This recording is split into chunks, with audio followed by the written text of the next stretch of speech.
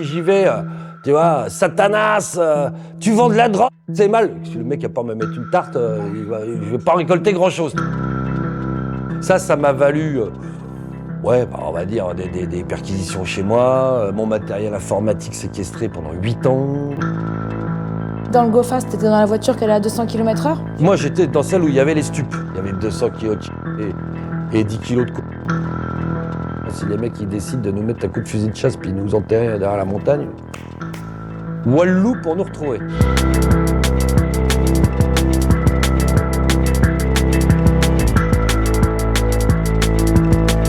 Salut à tous, bienvenue sur Press Room. On est très content de vous retrouver aujourd'hui. Alors sur cette chaîne, des grands journalistes vous révèlent les coulisses de leurs enquêtes, celles qui font du bruit, qui révèlent un scandale ou qui marquent l'opinion publique. Aujourd'hui, on reçoit le journaliste Jérôme Pierrat qui nous ouvre les portes d'un monde interdit, celui du grand banditisme. Dans cet épisode, vous allez découvrir comment il gagne la confiance des criminels, pourquoi il s'est retrouvé dans un Go Fast à 200 km/h et comment il a fait pour se faire passer pour un très gros trafiquant. Si vous aimez les enquêtes choc, abonnez-vous, likez, commentez et surtout activez la cloche pour ne pas manquer les prochains épisodes. Vous connaissez le truc. Plus on est nombreux et plus on pourra vous proposer des nouveaux épisodes avec des contenus exclusifs. Ça tourne avec Jérôme Pierrat. Mes contacts dans le monde du banditisme m'ont permis de rencontrer un vendeur d'armes.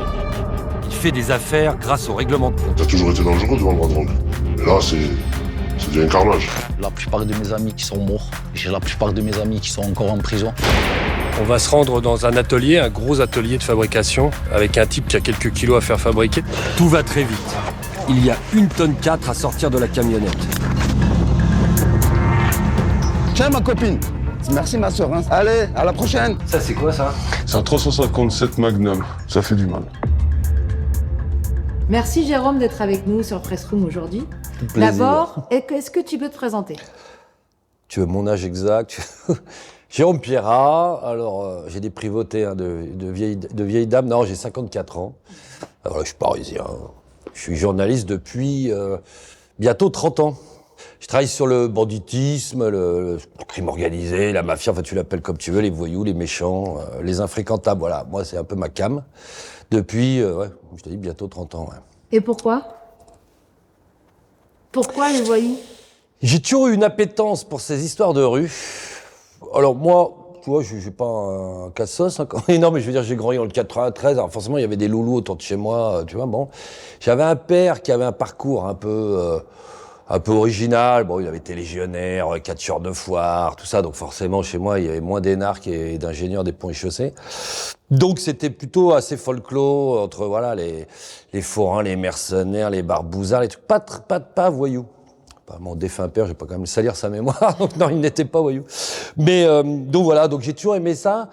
Et puis j'avais, ça peut l'expression consacrée, mais c'est vrai, ma mère me disait que j'avais le sirop de la rue. Alors j'avais un frère beaucoup plus intello qui un jour m'a dit, écoute mon garçon, tu vas pas aller faire le voyou, ça n'a aucun intérêt, finir tes jours en prison. Je ne me la sentais pas, je vous le rassure.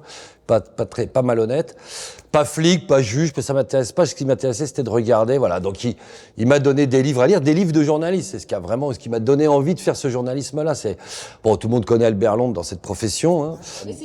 Voilà. Alors alors Albert Londres, c'est un grand reporter des années 20-30 qui va disparaître juste avant la Seconde Guerre mondiale dans l'incendie d'un paquebot, mais c'était un type qui faisait des reportages au long cours et surtout qui faisait ce qu'on appelle maintenant chez les Américains la unbanded. Voilà. Donc c'est-à-dire il n'était pas infiltré, il était accepté par des gens et il vivait leur vie. Et il a été d'abord... et puis il voulait faire des sujets qui dérangeaient, donc il a été beaucoup dans les bagnes militaires, les asiles. Il était avec les proxénètes qui emmenaient des filles à Buenos Aires à l'époque, enfin tous les trucs qu'il fallait pas faire. Il a fréquenté l'infréquentable et ça m'intéressait. Et donc mon frangin m'avait donné Albert Londres au bagne, donc il va en Guyane voir les bagnards, tout ça, les tatoués, les vrais, les durs et tout ça. Bon, moi ça m'intéressait. Après, Joseph Kessel, il avait écrit Nuit de Montmartre. Alors il va à Montmartre, donc c'était le haut lieu de la pègre dans les années 30, etc., dans l'entre-deux-guerres, 1930, je précise. Et il va dans les bars de voyous, il fréquente les mecs, il sort avec eux, tout ça. Alors moi j'ai lu ça, je me suis dit, bingo, banco, tu le dis comme tu veux, je vais faire ça. Donc c'est du journalisme, mais c'est presque, tu vois, de l'ethnologie ou de l'anthropologie. Alors c'est des grands mots, hein, moi, bon.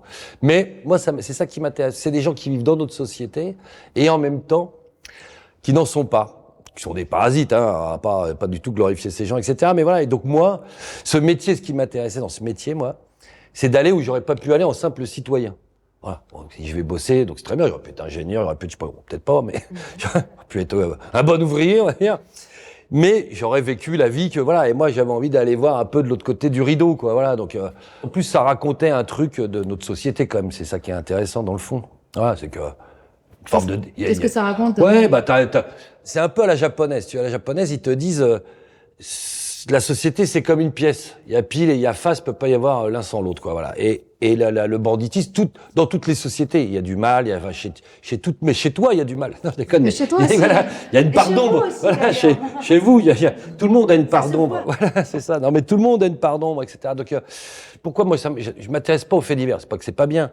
Mais le type qui tue sa femme dans la cuisine, ou le serial killer et tout, moi, ça me raconte rien, puis je m'en fous un peu. Ce qui m'intéresse chez ces gens, c'est que c'est un métier. C'est un système organisé qui touche à la politique, qui touche à l'économie, qui touche à voilà plein de choses dans le monde dans lequel on vit, qui a un impact direct parce qu'une grosse partie de l'argent qui circule sur la planète est de l'argent noir, parce que la corruption, parce que voilà, etc., etc. Donc tu peux aller te balader dans tous les domaines. Et en plus, aujourd'hui, avant encore, ils allaient braquer des banques. Maintenant, ils vont te faire de la fausse mozzarella. Ils vont aller, donc tu vas toucher à la santé publique. Non, mais tu vois ce que je déconne, mais tu vois, ça va toucher à l'agriculture. Ils vont toucher, je sais pas, ils font des mafias vertes qui vont détourner les trucs d'éoliennes. Enfin, tu peux tout trouver aujourd'hui. Donc, si tu t'intéresses au crime organisé, t'as une forme de décryptage dans son ensemble de la société. Voilà. T'as vu quand même des... Non, mais je vois des sales gens. C'est-à-dire, mais tu sais, c'est la différence. C'est des gens dont c'est le métier. Donc, quand tu vas voir un pédophile ou un violeur, c'est un sale mec dans l'absolu. Quand tu vas voir un voyou, c'est un sale mec. Et puis des fois, il y a le bon mec à côté. Et c'est souvent ce qui est étonnant. Moi, je ramène des gens de la société civile chez ces gens-là. Tu vois, l'autre fois, je vais en Algérie voir des gens qui étaient en cavale, des Français qui sont là-bas depuis des années, qui ont des grosses peines ici, et puis donc, ils reviennent pas. Et puis, je suis avec un type qui est de la société dite civile, tu vois, d'ici, un copain à moi qui m'a accompagné. Et il me dit, et je lui dis, tiens, on va aller voir un tel. Alors, le mec a une réputation épouvantable ici, c'est Joe Pesci, tu vois. Le mec, il me dit, ouais, quand même, tu vois, il y allait un peu, je lui dis, mais non, t'inquiète. Et puis voilà, après coup, il me dit, mais en fait, il est super gentil, il est machin. Mais oui, parce qu'en fait, il lui a posé la question, j'ai dit, oui, c'est un métier. Le mec, ce qu'il a dit, il dit, mec, je sors les dents quand je suis avec les loups. Je suis un loup parmi les loups, quand je suis avec des agneaux comme vous, c'est-à-dire moi et l'autre, les deux blaireaux de service, il va pas nous manger, ça sert à rien, on n'a pas les épaules. Tu vois ce que je veux dire? Donc, un peu de rhum. On met bien le logo. Ah ouais, super. Je suis corporate, moi. Je suis corporate. J'ai mis les deux côtés ouais, comme ça. On ça. va pas se planter. Tu l'as bien. Hein. Ouais. Et mais alors du coup, avec quel genre de voyous t'as des contacts et tout? Alors au début, j'avais des contacts avec le bon vieux voyou français. D'accord. Dédé l'élégant, tu vois, ce genre de mec. Vas-y, dis-nous les surnoms, J'en j'adore. avais plein, François les grosses lèvres. Vas-y. Je sais pas, je peux même pas te dire, Dédé le chinois. Il y en a plein. Patrice l'élégant, il habitait pas très loin d'ici. D'ailleurs, Didier les yeux bleus. Il y en a 1000. En fait, les surnoms à l'ancienne, ils venaient quoi? Particularité physique, particularité. C'est un milieu, tu vas pas donner ton nom de famille. Bah vite. Tu vois, en disant bonjour. Là, mon état civil, si tu veux me balancer, j'habite là. Donc, tu vas avec soit un faux prénom. Souvent, les mecs ont des faux prénoms, un prénom d'usage, un pseudo d'artiste, tu vois. Soit ils ont effectivement le truc qui les définit le mieux. Le petit, le gros, le grand, les pieds plats, l'œil crevé. Voilà, il faut pouvoir les définir et s'en rappeler. Alors, évidemment, des Paul, il y en a 15. Donc, il y a petit Paul, il y a Paul de Calvi, il y a Paul de je te dis n'importe quoi. Voilà, tu vois. Il se reconnaîtra Jackie le général, Thierry le colonel. Voilà, des gens qui sont, parce que c'est des espèces de chefs d'équipe qui savent un peu monter leur truc, certaines, voilà. Donc ceux-là, on va les appeler Michel le militaire. Voilà, t'as des trucs comme ça. Et puis après... Toi, au début, t'étais donc avec... au début, moi, je suis avec des vieux comme ça, parce que... Enfin, des vieux ou des moins vieux, mais le milieu, le mi-temps, la pègre, tu appelles comme tu veux, le grand banditisme, il est composé de ces gens-là, principalement. Et puis après, sont arrivés dans l'équation les jeunes de quartier, enfin, ils sont plus très jeunes, hein, à partir des années 90, on va dire, on a vu arriver ces nouveaux voyous-là, puis des gens de l'étranger aussi, puis moi, après, je suis allé à l'étranger, donc le spectre, il est très large. Je te dirais que je connais du chouf qui n'est pas un voyou, non, mais du guetteur de cité de 14 ans, tu vois, hier, j'ai vu un copain à moi qui s'appelle Maurice, il a 92 ans, c'est le plus vieux voyou de France, sans doute, tu vois. Il a démarré la carrière, il était en 1948, la première incarcération. Donc tu fais le calcul, hein, c'est 80 ans de criminalité. Ouais. Bon voilà, donc c'est aussi bien des gens comme ça. Et c'est quoi comme genre de truc? Ah bah sur 80 ans, il a tout fait le mec. Hein, donc, non mais après, avant tu avais des spécialités. Après, il est arrivé un moment où ils étaient touche à tout parce que il faut manger. Alors je te donne des exemples. Hein, le braquage, ça paye plus. On le sait, t'as la litanie du JT où te dit le braquage ne paye plus. Et puis l'argent liquide, donc les mecs ils vont pas aller taper ça, il a fallu se reconvertir. Tous les gens qui braquaient sont mis au stup. Mais même les Marcel Lebègue et Jojo l'élégant, hein, les anciens, ouais. C'est eux qui ont commencé à ouvrir la route du shit, qui sont allés en Espagne, avec le Maroc en face, qui ont ramené des tonnes, et puis qui les vendaient aux petits jeunes de quartier au début, puis le petit jeune de quartier il est pas trop con, il fait comme un saumon, il remonte à la source, et puis c'est du commerce, hein, donc il veut toucher le meilleur prix, il va aller jusqu'au Maroc pour le trouver. Bon, donc...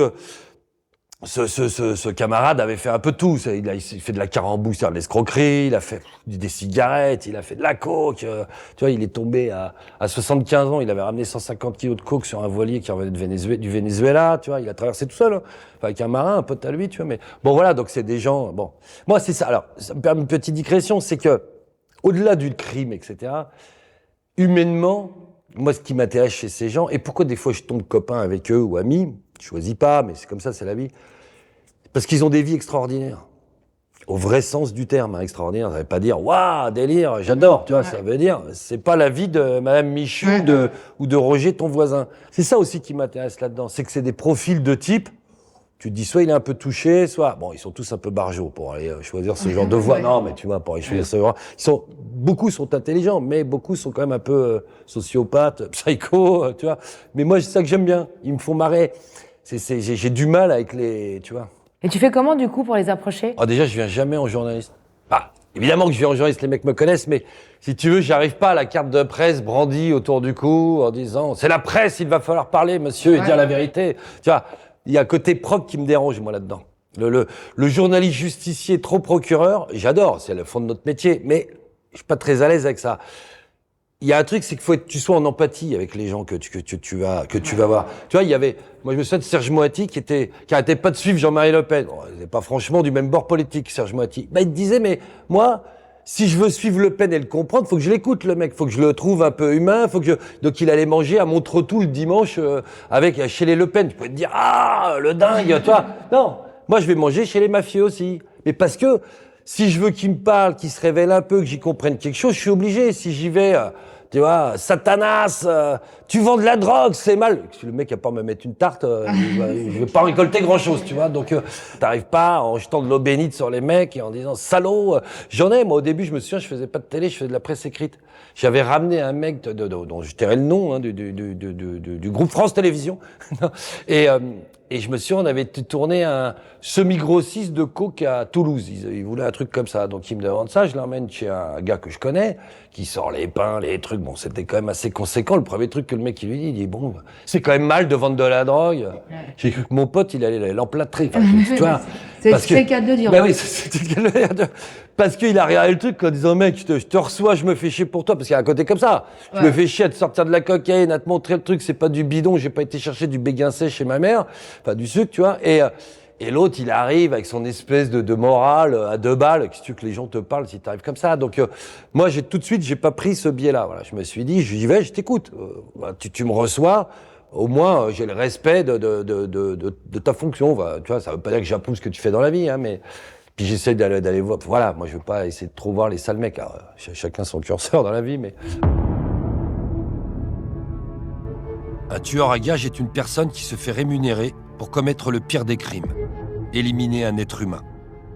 C'est quoi les tarifs? Moi, pour une jambe, si le mec on doit lui amocher la jambe, je prends 10 000. Après, s'il faut charquer, moi j'avoue, je prends 60, 55, 60. Mais comment t'arrives à obtenir leur confiance, en fait? Quelle histoire tu leur racontes? Parce que quand même, pour les convaincre, ils ont aucun intérêt à être filmés finalement. Aucun intérêt à me parler, aucun intérêt de filmer. Les histoires d'ego, tu vois, quand tu vois les années de placard en face, l'ego, il compte plus beaucoup. Moi, au début, donc je venais avec cette attitude un peu humble. Non, mais tu vois, qui cherche pas trop la merde. Moi, je pose pas de questions. Si tu me racontes pas le truc, je te fais pas de l'investigation. Voilà. Donc, les premiers, ils sont dit, tiens, le type, il est plutôt, il sait à peu près comment nous aborder et nous parler. Après, ils ont vu le rendu du boulot. Tu vois, moi, ils ont aimé la connaissance, déjà. Ce que je dis, c'est que, mais c'est un truc de journaliste. Si tu t'intéresses à l'agriculture et que tu n'arrives déjà pas à reconnaître une vache d'un mouton, l'agriculteur que tu vas aller voir, ça va vite l'emmerder. Hein. Enfin, tu vois, il va devoir reprendre à zéro. Il va avoir une certaine impression de perdre son temps et pas t'apprendre grand-chose. Donc là, c'est pareil, le banditisme, c'est quand même des trucs pointus, tu vois, ils connaissent les gens, les histoires, les trucs. Moi, quand j'ai abordé ce sujet-là, j'avais potassé avant. J'avais bossé des années et des années, je connaissais le banditisme depuis 1900, je me faisais des petites fiches. Bon, T'as écrit un livre d'ailleurs? Ouais, j'avais fait un livre qui s'appelait l'histoire du milieu, parce que j'avais fait des études d'histoire, j'avais déjà choisi ça, tu vois. Et donc les premiers mecs que j'ai été voir, ils se sont dit, mais le type, il est comme nous, je vais pas te raconter de conneries. Souvent, c'est ce qu'ils me disent, les gens. Ils me disent, mais en fait, et d'autant plus avec le temps, parce que la mentalité, la manière de parler, le machin, le truc, tu vois. Et puis après, il y a le parrainage. C'est-à-dire que, tu sais, le banditisme, c'est un petit milieu. Je veux dire, les gens en France à un certain niveau, ils vont être combien? 80, 100, 150? Bon, voilà, c'est un milieu professionnel comme nous, tu vois. Donc moi, ça fait 30 ans. 30 ans qu'ils me voient là-dedans. Puis ils me voient au mariage de machin, ils me voient au baptême de trucs muches, ils me voient dans la sphère privée de ces gens. Donc ils ont confiance, ils se disent voilà. Et donc moi, je me fais parrainer comme ça. Tu vois, c'est comme trouver des voyous étrangers. Souvent on me dit mais comment t'es arrivé? On est allé en Géorgie avec une consoeur interviewer des Vori Vezakon, c'est-à-dire les boss de la mafia, d'ex-URSS, tout ça. Je dis, mais comment tu chopes le contact en Géorgie? Je dis, le contact, je l'ai eu ici, par des Géorgiens qui avaient là, qui est des gens ou d'autres gens qui vont au placard avec des voyous de chez nous, tu vois. Et quand ils vont en prison, forcément, hein, tu vois, Ils font, disons, des contacts. Tu sais que ça à foutre en prison. Donc t'as 2 Albanais qui font la cam, t'as un machin, voilà. Donc tu les rencontres comme ça, tu dis, attends, j'étais avec un mec d'Albanie, bouge pas, on va aller voir son cousin, il avait un resto, c'est comme ça que ça marche. Tu retrouves le mec qui va te retrouver l'autre, et puis tu te retrouves en Albanie à filmer des vendeurs d'armes, ou voilà. Et en fait, tu sais, c'est la règle il y a 5 mecs entre toi et ce que tu veux atteindre. Alors encore plus là-dedans, là, il n'y a même pas 5, tu vois ce que je veux dire. C'est tellement petit que finalement, t'arrives à trouver, tu vois, on est allé tourner, j'en sais rien, en Asie, des trucs. Je les ai eu ici, hein, les plans, tu vois. Quelles sont les séquences les plus dingues que tu as filmées ou que tu as ramenées? Celles qui t'ont le plus marqué? Sur ces 30 ans de carrière. Ce qui m'a le plus marqué, c'est ce que tu verras jamais à la télé. Eh ben voilà. Non, mais c'est vrai. Moi, quand je fais les trucs, tu vois 10%. Allez, 15% de ce qui s'est passé. Déjà, je vais voir 15 équipes pour faire un go-fast de bagnole, là. Le go-fast, on sait ce que c'est maintenant, hein. Tu mets de la drogue dans ta bagnole, tu prends l'autoroute à 200, voire plus, et puis tu rentres à la maison avec un type qui t'ouvre la route. Mais dans le go-fast, t'étais dans la voiture qui allait à 200 km/h? Moi, j'étais dans celle où il y avait les stupes. Donc à 200 km/h. Ouais, ça m'intéresse pas d'être dans le l'ouvreuse, même, tu vois rien dans l'ouvreuse. Ce qu'on appelle l'ouvreuse, c'est celle qui roule devant et que le mec qui prévient, c'est la police. Non. Tant qu'à faire, moi, je veux la sensation du pilote, tu vois, le type qui a, il y avait 200 kilos de shit et 10 kilos de coke, je crois, dedans. On venait Donc toi, t'étais là-dedans. Moi, je me tranquille, mets quoi. À côté, voilà, du passager. La place. Alors, sur le coup, même moi, naïvement, je montais dans le truc, je dis, vas-y, roule, pépère. C'est l'autoroute, on va se marrer, envoie la sauce, tu vois. Puis le mec, d'un seul coup, il te dit, tu vas mettre un gilet pare-balles. Pourquoi tu veux mettre un gilet pare-balles? On fait de la voiture, mec. Il dit non, parce que là, tu vas voir, quand je vais arriver au péage, si là, il y a la douane avec la herse, le merdier, j'en sais rien, je sais n'importe quoi. Je vais pas m'arrêter, hein, je vais pas lever les mains, t'as vu ce qu'il y a à l'arrière. Ça fait de l'argent, ça fait des années de prison, mais ça fait de l'argent derrière. Donc, il va falloir y aller. Donc, quand je vais forcer, forcément, les mecs, ils vont peut-être tirer, ils vont peut-être machin. Donc, enfin, au-delà de trouver le bon mec qui t'emmène, même quand t'es dedans, voilà, tu vas pas soupçonner tu vois, je me souviens, là, je t'en donne une autre comme ça, il y a un mec qui vend des armes. Il s'appelle PJ, on est dans une forêt comme ça. Et il déterre avec un copain, lui, des armes. En gros, pour pouvoir faire la séquence, je vais voir un type qui me dit, moi, j'ai des armes à vendre, mais je vais pas te les déterrer pour ta télé. Viens le jour où je les déterre pour les fourguer à des gens. Moi, je sais pas à qui vend ça, hein, mais en tout cas, voilà. Et donc, ils sont là avec leur pelle, en train de déterrer leur cagoule sur la tête. Moi, je filme mon truc dans la forêt, on me dit dimanche matin, c'est sympa, tu vois, il fait beau, les petits oiseaux, tout ça.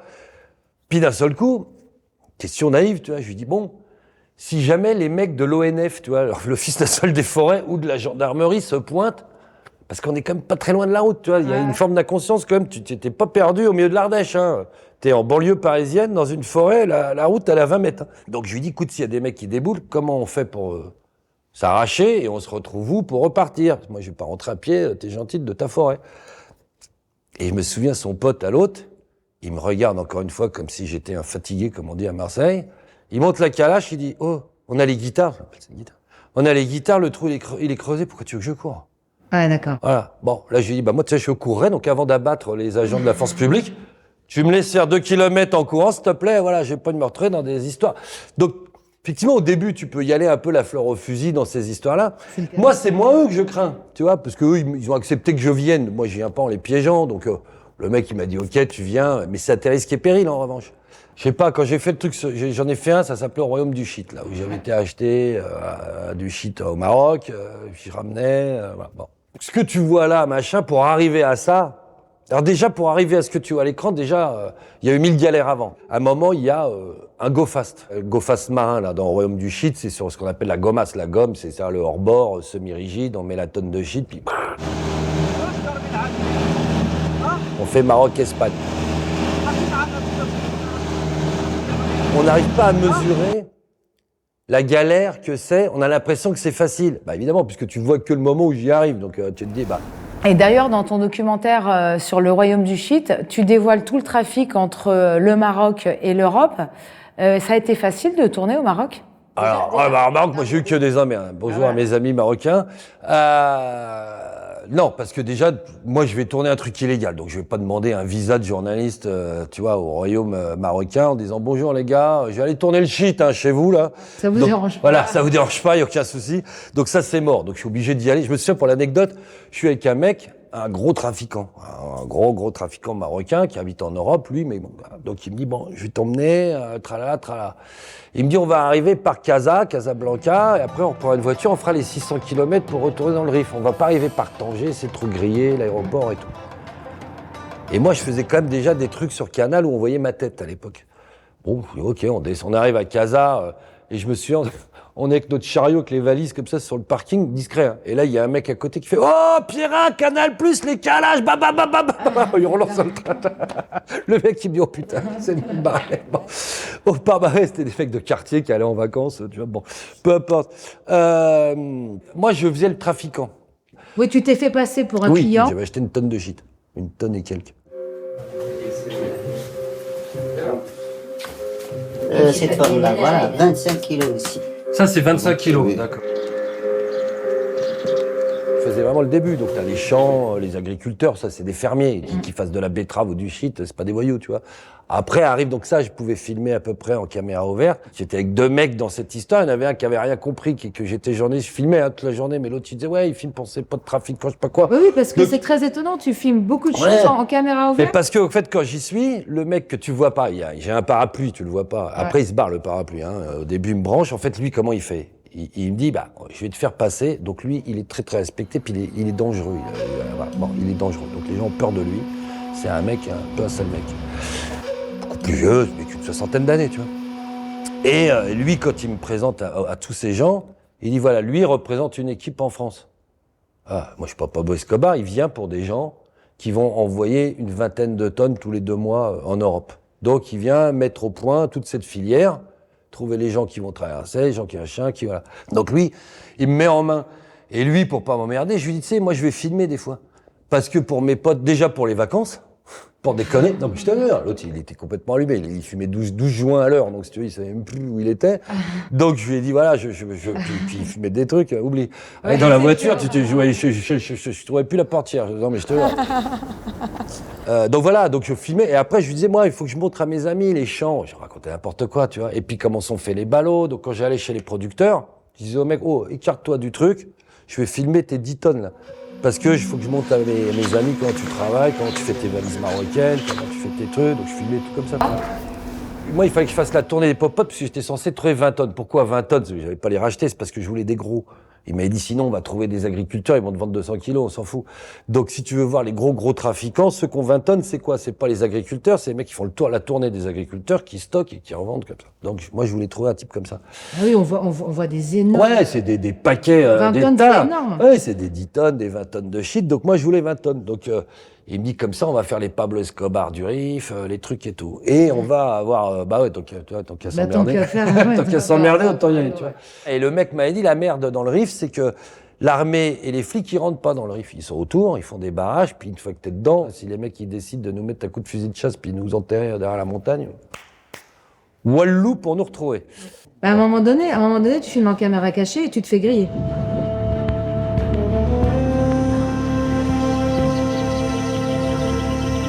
Après 2 heures de piste, nous arrivons chez un premier producteur.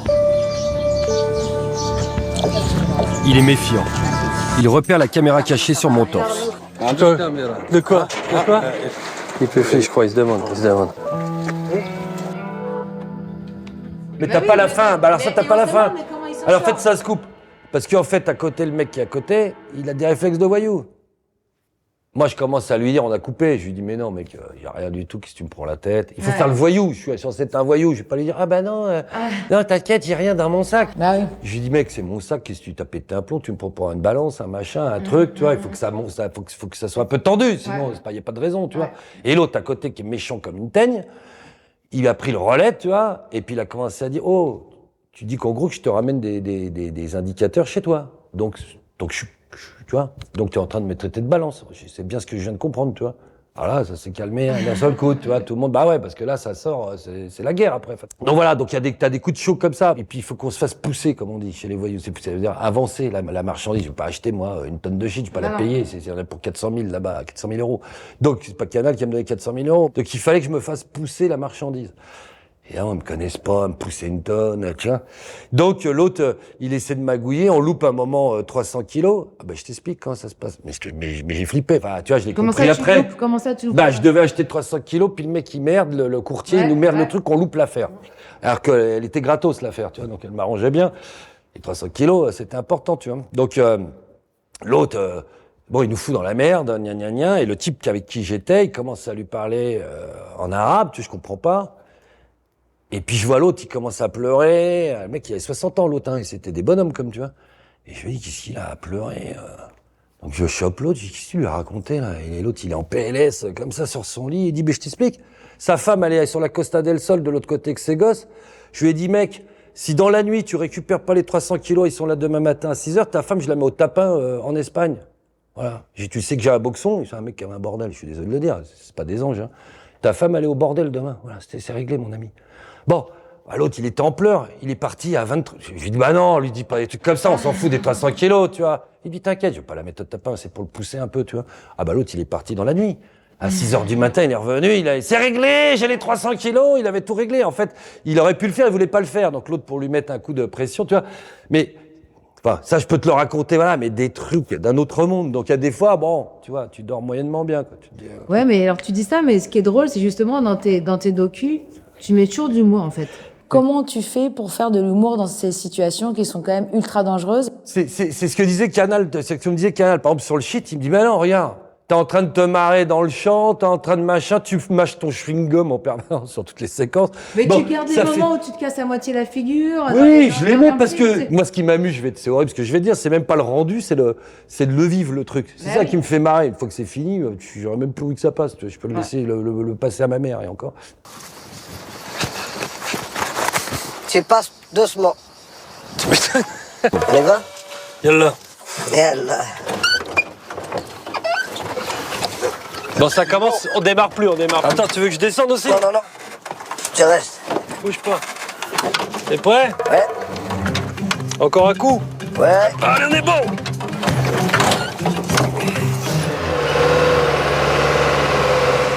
C'est bon! C'est un petit peu ta marque de fabrique. Ben oui, parce que j'arrive pas à le faire ta-ta-ta. Alors ça excitait Canal+, puisqu'il me disait, ben non, faut que ça soit un peu ta-ta-ta quand même, tu vois, parce qu'on voit que, sinon on a l'impression que c'est les pieds nickelés dans le trafic de shit, tu vois. Ben oui, mais moi c'est ma nature, tu vois, donc je vais pas froncer le sourcil, regarder au loin, me dire que, tu vois, bon, je m'en fous, voilà, c'est... Et puis c'est comme ça que ça marche, c'est comme ça que moi que les mecs, ils m'acceptent. Moi, je me sens bien là-dedans. Non, mais c'est flippant à dire, mais je me sens bien. J'ai l'impression que je suis chez moi, tu vois, les mecs et tout ça. Je me dis pas qu'il y a les voyous, les trafiquants, tu vois. Après, c'est des mecs qui font leur business. Bon.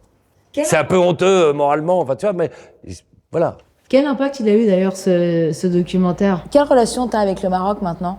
Alors, c'est simple, je vais te dire, j'ai été grillé pendant des années. Je pouvais plus y aller. Parce que le problème, c'est que j'étais sorti du pays. Alors déjà, quand le truc il est passé, on a fait une erreur fatale. On l'a appelé au royaume du Chili. Ouais. Royaume, roi. Ah ouais, ça. Ça a attendu. Ça c'était pas vous. Il aurait fallu mettre, je sais pas quoi, mais pas ça. Voilà. Bon, ça c'est mal passé. Pendant 5 ans, j'y allais pas. Les gens off, ils m'avaient dit, oublie, t'as 12 étoiles rouges sur le fichier, c'est pas bon. Et puis un jour, tu vas voir l'histoire de... J'ai un pote, c'était ses 50 ans à Marrakech, c'est le parrain de mes gosses, tralala. J'ai dit, vous avez bien choisi l'endroit, les gars. Je vais y aller. Donc je me souviens que j'ai appelé l'ambassade au service presse. Et je leur dis, voilà, Pierre, le truc sur le shit, la nana, elle se marre. Elle me dit, bah venez, je peux pas vous dire. Venez, puis vous verrez bien ce qui vous arrive. Bah si, dites-moi, je vais pas prendre un billet d'avion pour rentrer 3 jours au trou là-bas avant d'être expulsé, comme un logdu à l'aéroport. Et en fait, bon, j'y suis allé, je te la fais courte, mais ouais, j'ai réussi à passer mes 5 piges, 5 piges. Tu disais que donc t'as beaucoup de contacts dans le milieu des voyous. Est-ce que ça avec le temps, quoi. Enfin, tu vois. avec le temps. Avec le temps, moi, madame. Oui, j'ai rien fait, madame la commissaire. Donc, tu as beaucoup de contacts avec le monde des voyous. Est-ce que ça t'a valu des problèmes avec la justice d'avoir tous ces contacts? Oui, bon, alors, évacuons cette question immédiatement. Au début, ça a un peu tendu les autorités. Ces histoires de faire le truc du côté des voyous... Alors, c'est pas vrai, t'avais des policiers spécialisés, puisque j'en connais quand même, quand même relativisé, je connais des magistrats, des policiers, tout ça, comme des gendarmes, des douaniers, tout ça, tout va bien. Je fais des barbecues aussi le dimanche. Donc il y en a qui aimaient bien parce qu'ils me disaient, bah au moins tu montres les trucs, même pour nous il y a des trucs, tu vois. Moi je suis jamais allé sur la gomme entre l'Espagne et le Maroc, hein. Je suis à l'office des stupes, donc au moins tiens, je regarde comment c'est foutu. Voilà. Tu vois, ça les a fait marrer. Il y a ceux qui sont rageux. T'as le rageux, t'as toujours le rageux qui dit « il y a les voyous, Pierre c'est un voyou, c'est un trafiquant ». Non monsieur, c'est pas parce que t'arrives pas à les attraper que moi je peux leur parler qu'il faut que t'aies les boules. Voilà, donc en résumé c'était ça le discours. Donc au début oui, ils ont eu les boules. Je peux le dire aussi, ils ont eu les boules. Pourquoi? Parce que j'avais fait, dans ce premier reportage de Canal qui a été cité, il y avait Redouane Faïd. Et Redouane Faïd c'est donc un double évadé des prisons, là, Redouane Faïd, non. Moi, c'est mon pote, c'est mon ami, c'est même pas mon pote, c'est un ami depuis des années, et c'est comme ça. Et donc, il avait accepté de témoigner dans ce reportage, et on avait fait un livre au même moment, etc. Et puis, on l'a accusé derrière, en fait, de toujours être braqueur de fourgon avec ses petits copains, etc., pendant qu'on faisait les malins sur les plateaux de télé, tout ça. Oui, parce il faut dire qu'il avait dit qu'il était repenti. Voilà, et qu'il se retrouve mêlé à une sale histoire pour laquelle il a été innocenté, mais qui avait noirci le tableau, qui était, et à juste titre, un drame d'une policière municipale qui avait été tuée par une équipe de voyous, machin. Et donc, il était mêlé à cette histoire. Donc, l'histoire, évidemment, a été pas reluisante, et pour cause. Et donc, moi, il y avait une espèce de forme d'association de la part des policiers qui travaillaient sur cette affaire, en disant, Pierre, c'est le pote de l'autre, il nous cache je sais pas quoi. Dans son reportage, en fait, il s'était fait des constructions intellectuelles dans le truc.